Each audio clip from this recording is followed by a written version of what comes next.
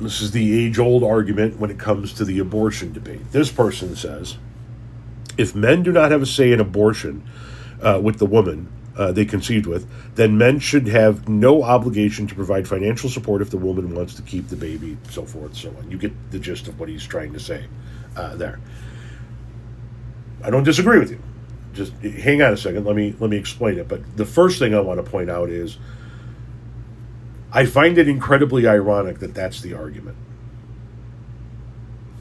Because the argument is, we conceived a child together. You want an abortion, lady, but I don't.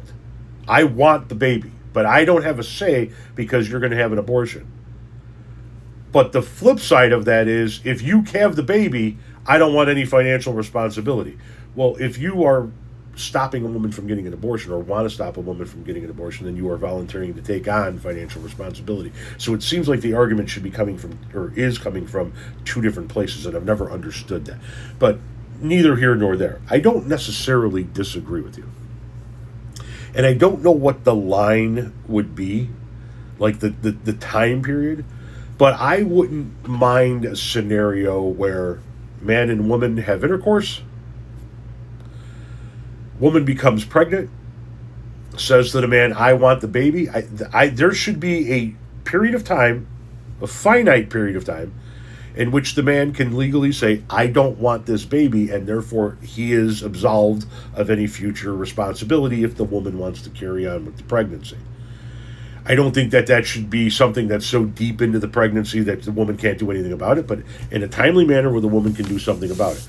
However, not in states where abortion is illegal.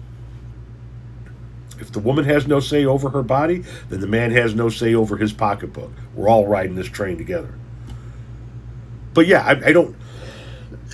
sorry, I'm a little under the weather. I don't necessarily disagree with what you're arguing.